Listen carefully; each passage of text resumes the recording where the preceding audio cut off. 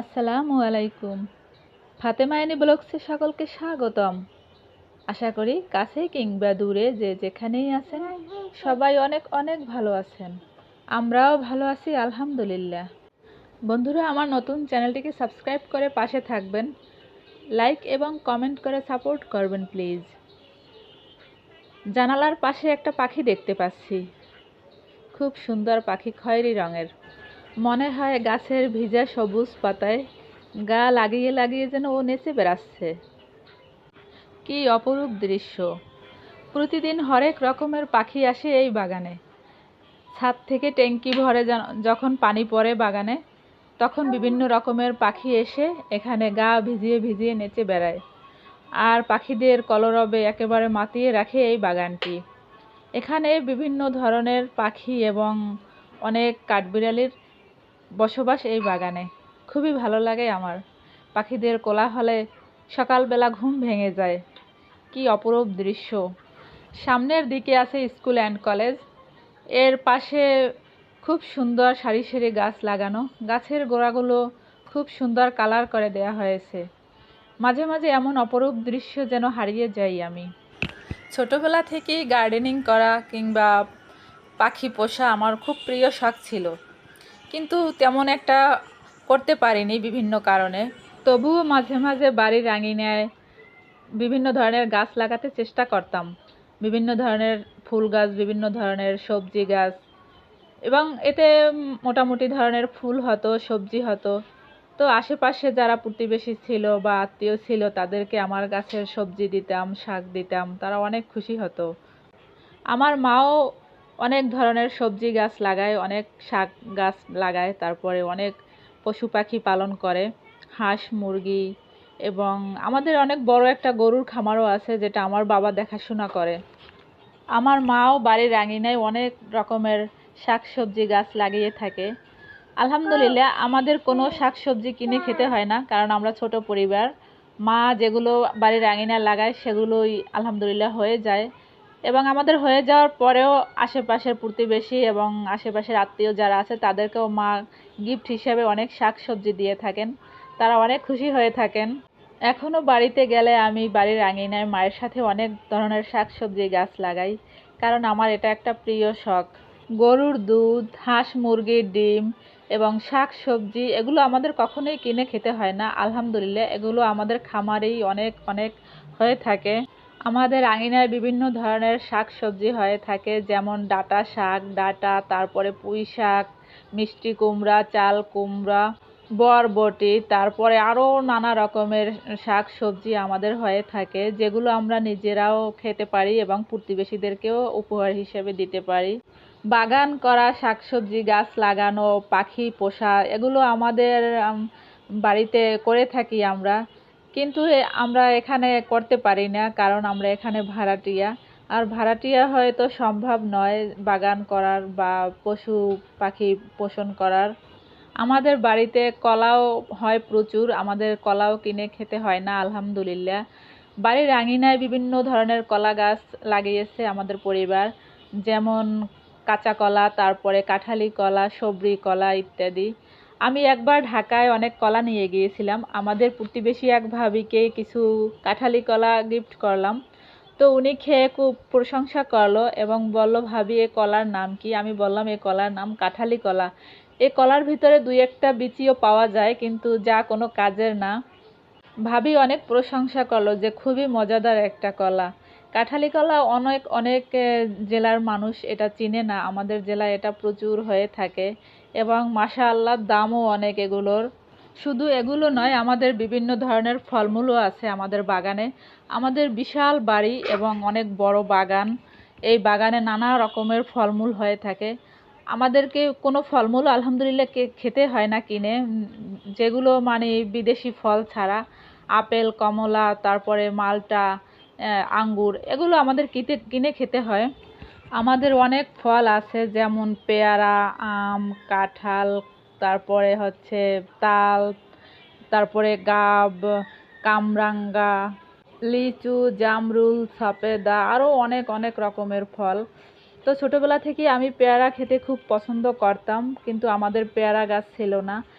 এক আত্মীয়র বাড়িতে গিয়েছিলাম। আত্মীয় বলতে আমার ছোট খালার বাড়িতে গিয়েছিলাম। তো ছোট খালার বাড়িতে অনেক অনেক পেয়ারা গাছ এবং অনেক অনেক চারা গাছ করেছে তারা।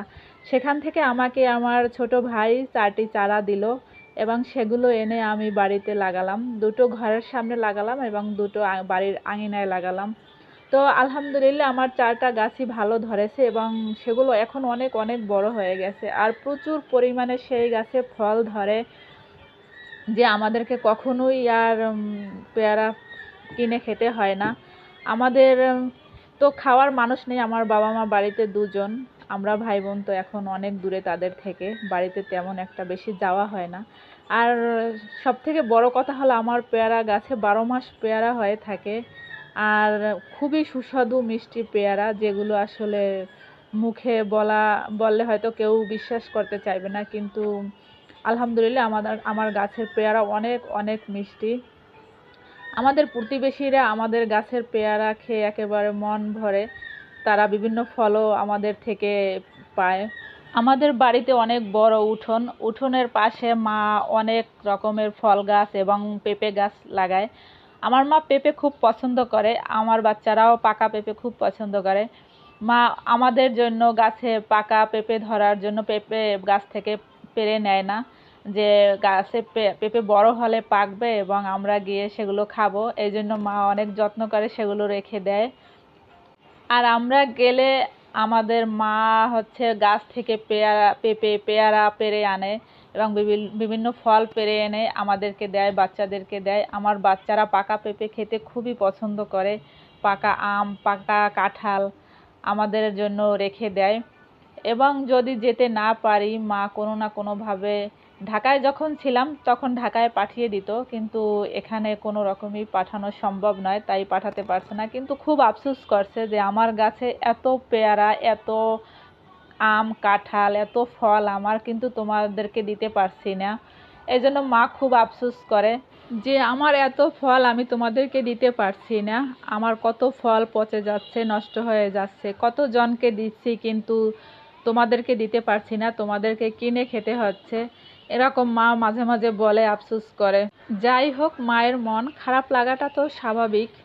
তো আমি অনেক কথা বলতে বলতে সংসারের অনেক কাজ করে নিয়েছি। আমি আজকে পটল দিয়ে চিংড়ি মাছ দিয়ে রান্না করলাম, এটা একটা মজাদার রেসিপি। আশা করি এটা বাসায় আপনারা অবশ্যই ট্রাই করবেন আর অবশ্যই কমেন্টে লিখে জানাবেন যে কেমন হয়েছে। আমি আমার হাজব্যান্ডের জন্য চা তৈরি করলাম।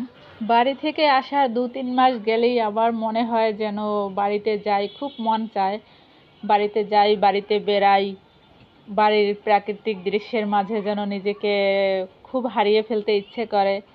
তো যাওয়া খুবই কষ্টকর, খুবই হাঙ্গামা আমাদের বাড়িতে যেতে, কারণ 7-8টি যানবাহন চেঞ্জ করে করে তারপরে বাড়িতে যেতে হয়। কথা বলতে বলতে আমি সংসারের সব কাজই একেবারে গুছিয়ে নিয়েছি প্রায়। তো আমি এখন বিছানাটা ঝাড়ছি।